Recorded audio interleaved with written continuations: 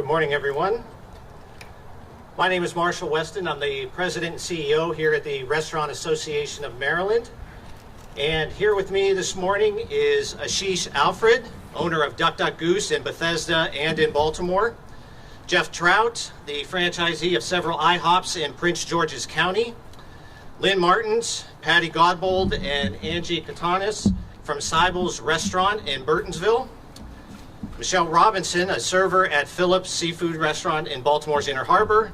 And also joining us is Joe Zahner and Michelle Matamet from the law firm of Zahner and Matamet in Baltimore. The restaurant industry has been one of the most severely impacted in the entire nation. Here in Maryland, over 100,000 employees are still laid off or furloughed due to this pandemic and the business restrictions placed on our industry. In a recent survey conducted by the National Restaurant Association, 45% of Maryland restaurant operators said that they would close permanently in the next 6 months unless they received a significant financial relief package, from the government. That would mean over 4,000 restaurants closing permanently and adding even more employees to the list of those not working. Restaurants are the backbone of every community and neighborhood, and we cannot stand by and allow for this to happen. Restaurants are built to be able to accommodate customers for indoor dining, outdoor dining, and carryout. Now we know that not all restaurants are the same. However, it is an impossible task to keep employees and remain open if 2 of the 3 legs of this stool are taken away from you. With the winter weather all but eliminating outdoor dining, restaurants across the state are trying to survive and keep their employees working with restricted indoor dining and carry-out business alone. Yet, there are some jurisdictions that have restricted this model even further by eliminating indoor dining. Therefore, on behalf of the thousands of employees who have lost their jobs due to the closure of indoor and outdoor dining, today the Restaurant Association of Maryland has filed requests for temporary restraining orders and preliminary injunctions in Maryland Circuit Courts against Baltimore City, Montgomery County, and Prince George's County, all with the goal of having indoor and outdoor dining restored as soon as possible. Governor Hogan has indicated that there is no data or evidence that he or his team has seen that warrants the closure of indoor dining.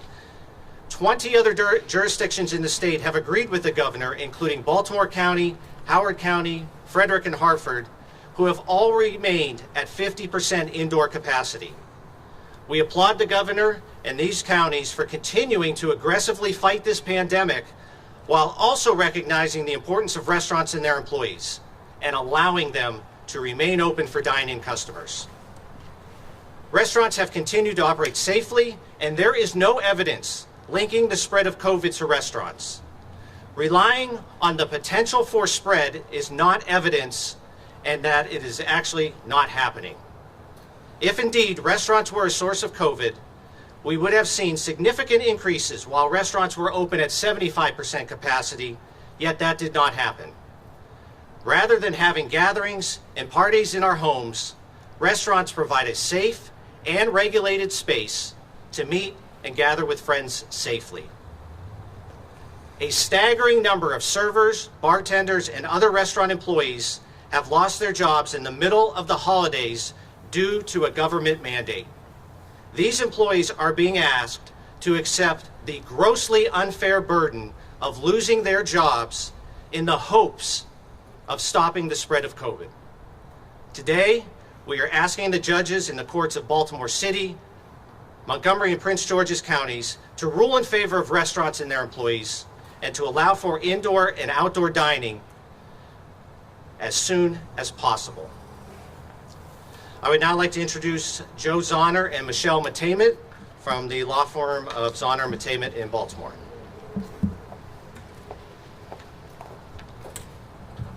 Good morning. My name is Michelle Matamet, and this is my partner, Joe Zahner.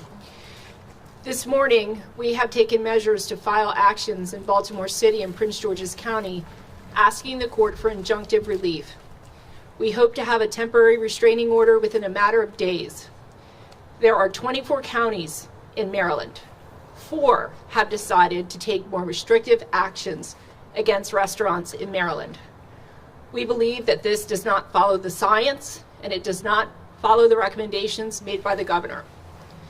As a result, we are asking the courts to follow the lead of Anne Arundel County and issue a temporary restraining order to give us fair and just relief.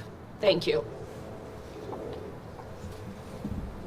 We're expecting, as happened in Anne Arundel County, that the temporary restraining order, which is more or less of a one-sided presentation, will be granted within a few days of today, hopefully before Christmas Eve and Christmas Day. This is up to the judges of the county and the city. It's a 3-step process, but if we can get that, the restaurants can be open for Christmas and New Year's, and then there are hearings to see whether to extend it further than what would probably be about 15 days. So this is day 1 of a process that we hope will lead the way Anne Arundel County is leading and bring these 4 jurisdictions back into line with all of the remaining 20 counties and with what Governor Hogan has had to say. So we thank you all.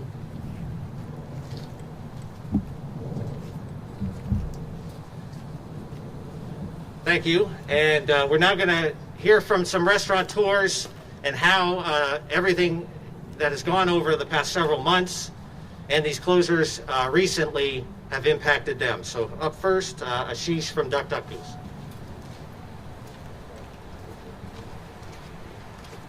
Thank you, everybody, for being here. We own restaurants, but we are mothers and fathers. We are husbands and wives. We pay college tuitions. We pay rent. We pay mortgages. We are valuable parts of the fabric that make up the communities in which we do business. We are scared. We are confused. We are 70,000 people that without due cause have been left jobless and incomeless a few days before Christmas. Restaurants have, until today, potentially been an easy target because it's very rare that we all can come out of the busyness of our business to come together under one common cause. Today we stand here together for that common cause.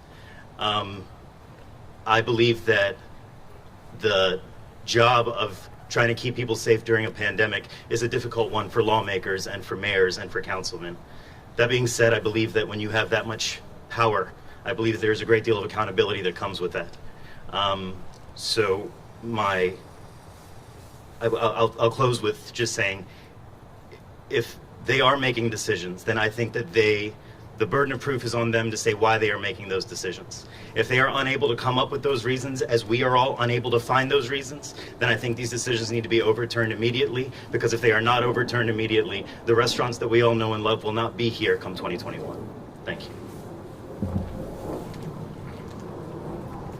Now I'd like to introduce Jeff Trout from IHOP in Prince George's County. Jeff. Thank you for being here. My employees feel as though they're being demonized. You're laying them off. The government mandates are hurting them. They got rents due, they got children, they got schools. It's very difficult for them. It's really all about the employees right now. We're very safe, we're very regulated. I have franchises. I have a franchisor that regulates me. They're into my restaurants minimally 3 to 4 times a year to make sure that we're operating safely. This is to protect the brand and the customers and the employees. On top of that, we have the state health department that regulates us. If you're eating in a restaurant and you don't feel comfortable, who do you call? You call the state health department to report it. They come and investigate it.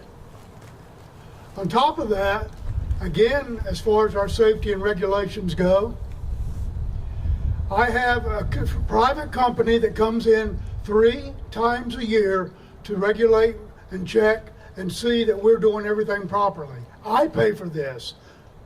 My franchisor does not. It's to make sure that we're doing things right. It's a check upon myself and my team. We operate safely. We're one of the safest places you can be. We're clean. We need to put our employees back to work and stop this game playing of mandates, and here's Congress playing around with our stimulus bill. You know what that's all about. It hurts, and it hurts the ones that really count the most are our employees. Thank you.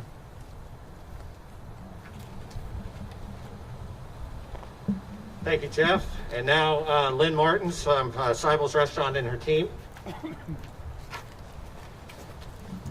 Thank you for giving me this opportunity. I'm with Seibel's Family Restaurant. We've been in business since 1939. I'm in Burtonsville, Maryland, in Montgomery County. My family were survivors until now. The government has taken the ability for me to save my business out of my hands. In Montgomery County, we're allowed 25% capacity. I have a very large restaurant. I'm allowed to seat 170 people, so I figure that out to be about 48 people, and take out the employees for safety down to 40 people.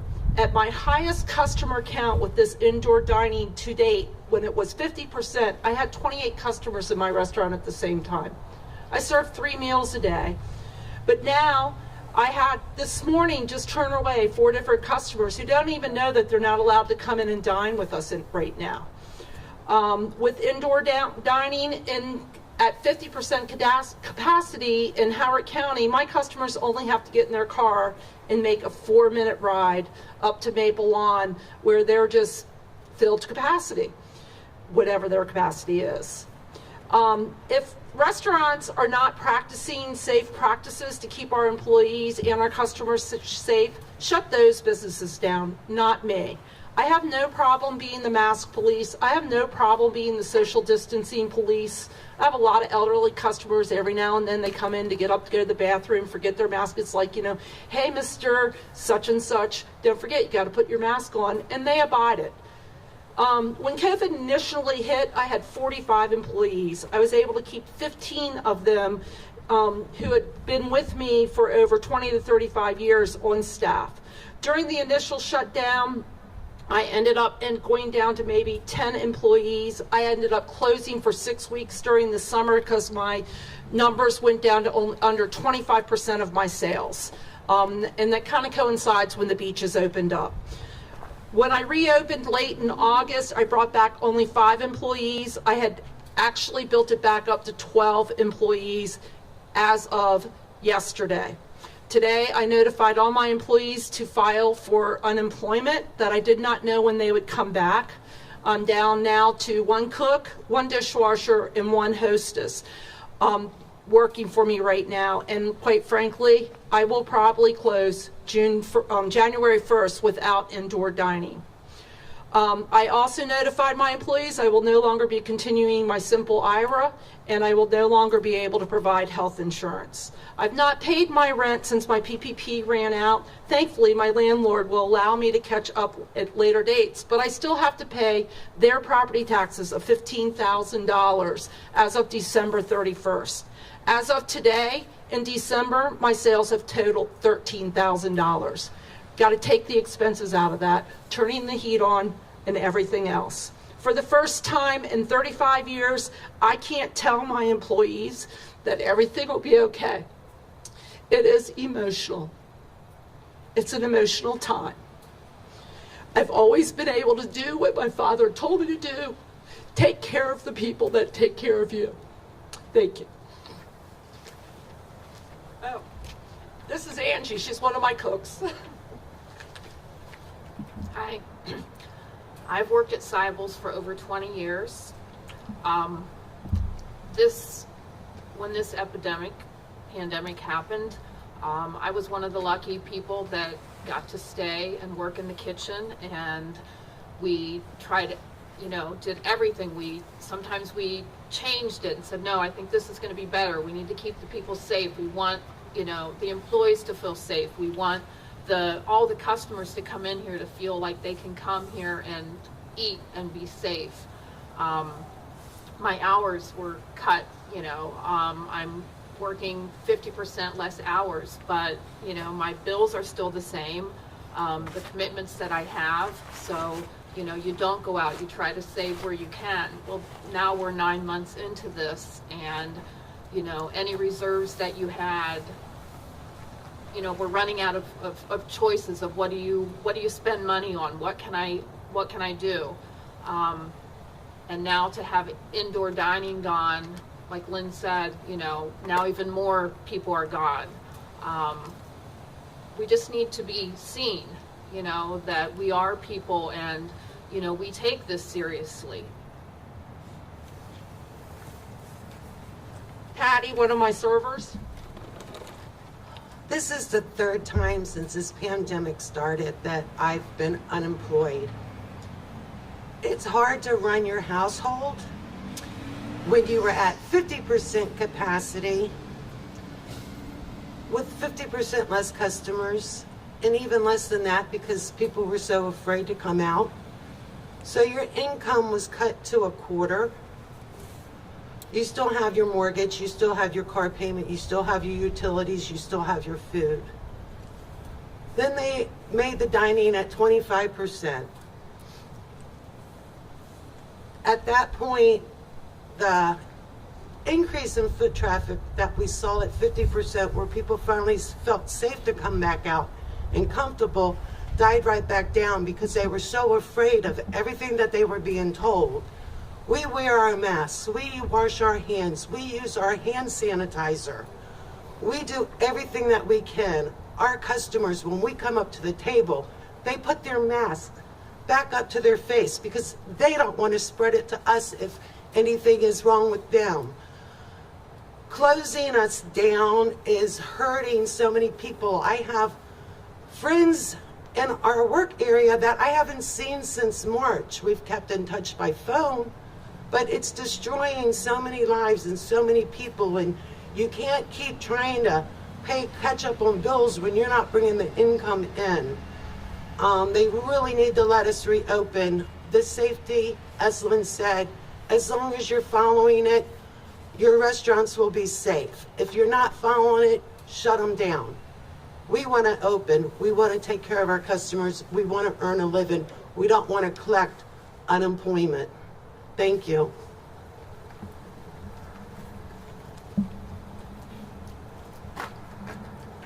And now Michelle, who works at Phillips Seafood Restaurants in the Inner Harbor. Sorry, it's a little chilly. No industry has been affected more than in the pandemic than the hospitality industry. It's been extremely difficult to make ends meet in this industry where my compassion wasn't guaranteed. Guaranteed. Things have become even more uncertain. I don't have enough food to feed my children, honestly. I can't get food stamps because I was considered middle class, and me and my husband, we didn't qualify. I tried to get other benefits. They told me that I needed all these documents. Nothing's open in the state, so how am I supposed to produce documents when I have to go online and pay $43 for a birth certificate, $12 for a social security card? I don't have any money coming in. At the end of the day, all the call volumes, if I call unemployment, the call volumes are so high, I can't even get in contact with anybody. My husband's working 2 jobs to provide for us. And our family. Thank God my family is fortunate enough to have somebody who is actually an essential worker who can actually make money to come in our household and actually do stuff provide for me and my children. It's the thing that stresses me out. I'm not even going to read off it because I can't keep reading off the paper. I do apologize. The thing that's hurting me the most is I have no money. I can't get unemployment. I can't get food stamps. I tried to apply for energy assistance. My BG&E is about to be turned off. I can't make ends meet. I can't even get another job right now because I'm 9 months pregnant.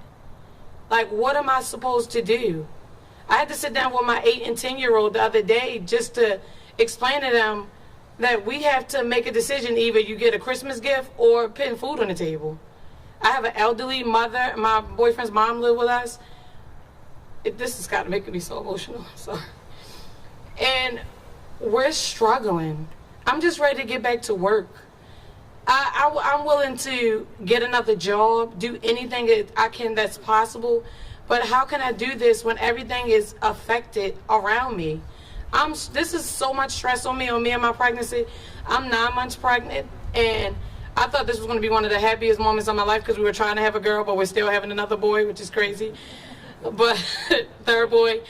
And it's like we planned this baby out, and now the pandemic has like taken that joy away from us. We couldn't have a baby shower. We had to have a drive-through baby shower. Nobody showed up because of the whole pandemic. Everybody, thank God I have good family that sent me gifts and everything. We did a virtual baby shower. But it's hard. And I don't think the government sees how hard it is for us to actually move forward. How do we move past this? My restaurant did a great job of keeping everybody safe, keeping everybody away from each other, 6 feet away. I didn't know what the problem was. I was in Target not even 2 days ago, and it was more than 300 people in there. I went to Towson Mall to go shopping. The whole mall was over capacity. I'm like, it was so many people in there. I'm like, so if the restaurant industry is closed down, why are these other businesses are still open and still making progress? We need help.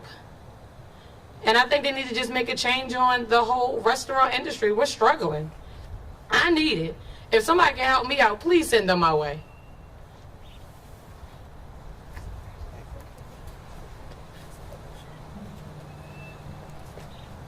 All right.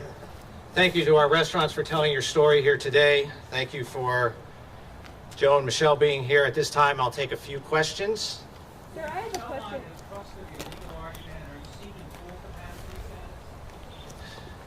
Joe, I'm going to let you go ahead and answer that one.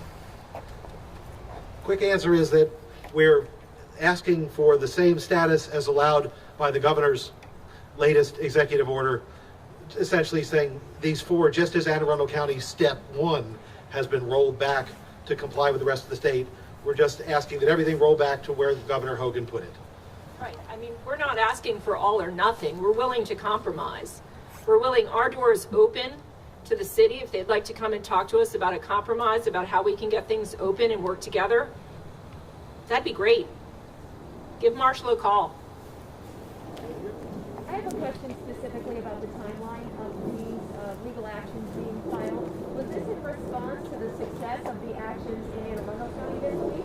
We were already underway, and we're just a little bit behind them, and we're glad to see what happened in Anne Arundel County, and we snitched a few things from theirs before our final filing, because what worked once is worth trying again, in addition to the work that we had already done. So that's why it is where it is right now. And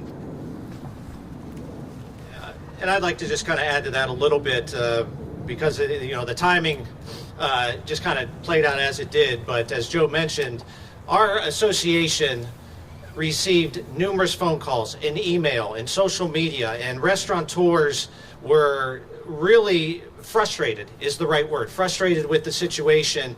And I think that the actions in Anne Arundel County actually helped to bring restaurants together to realize that they needed to act as one, and they needed to move forward and not worry about being so conservative, so to speak. So I would say that although we were already working on things, the judge's decision in Anne Arundel County made the restaurateurs and their employees realize that this is something that could actually happen, so they decided to move forward. Sierra Fox, Fox 5 DC reporter, going off that question, just specifically, how long was this in the works? Like, when did you guys decide this is what we want to do? It was talked about frequently when the county executives and the city's mayor first made these orders, but it really didn't start coming together until earlier this week.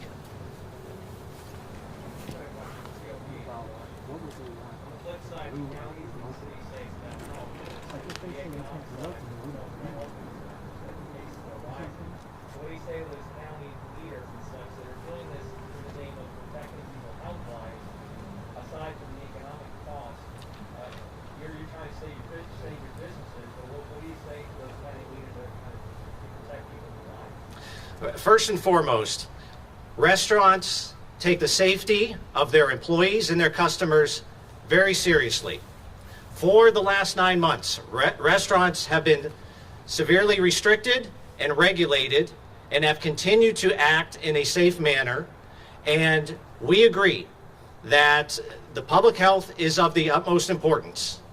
However, where is the data and the evidence that warrants shutting restaurants down? That is what we're looking for. We have not seen this evidence and this data. As we've seen here today, thousands of employees have been impacted by this.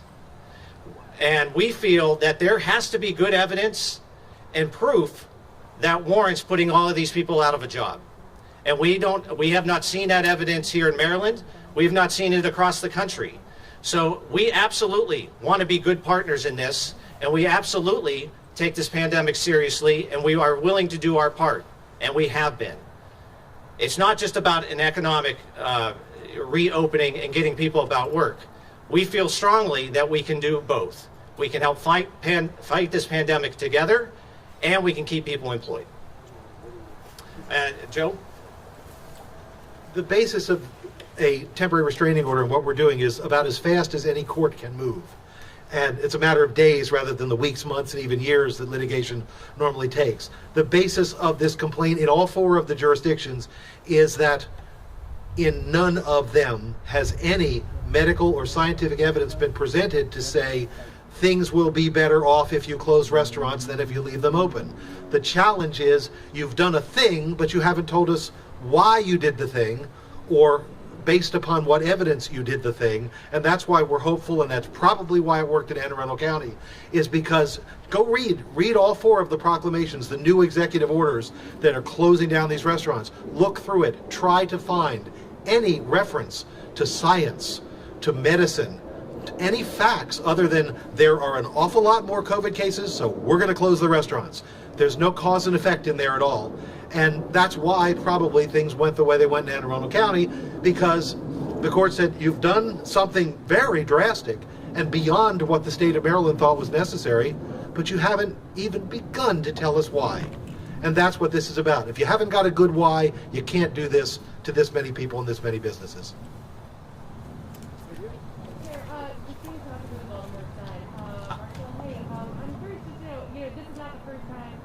Indoor dining, outdoor dining has been banned or limited throughout this pandemic. Why now instead of why do this now instead of earlier? Well, certainly things have changed over the last 9 months. We've seen and learned a lot, and certainly at the beginning of all this, I think it's fair to say that none of us really had this expectation.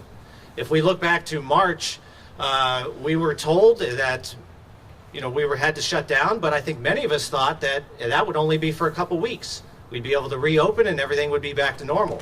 Well, clearly that hasn't happened.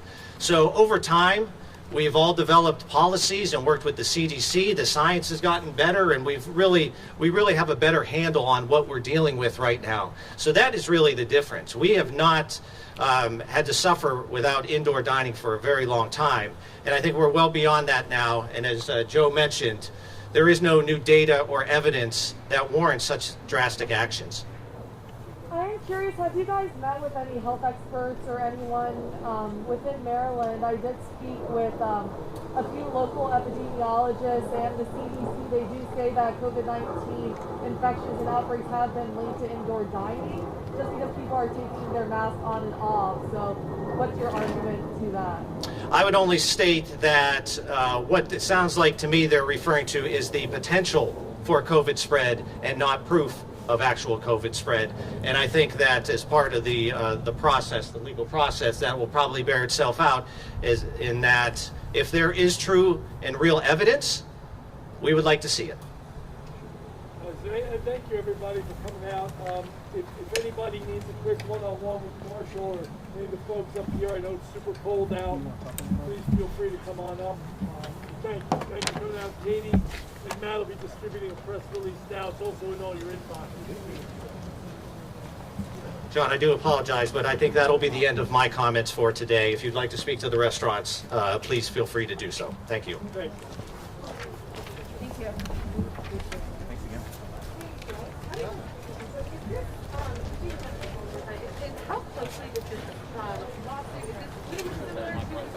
Count for what are you doing? Like a referee, man.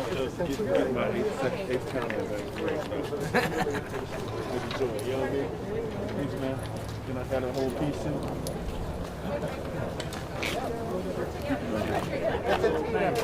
Need that so I can help out. I got some new joints. What? Batteries? Yeah.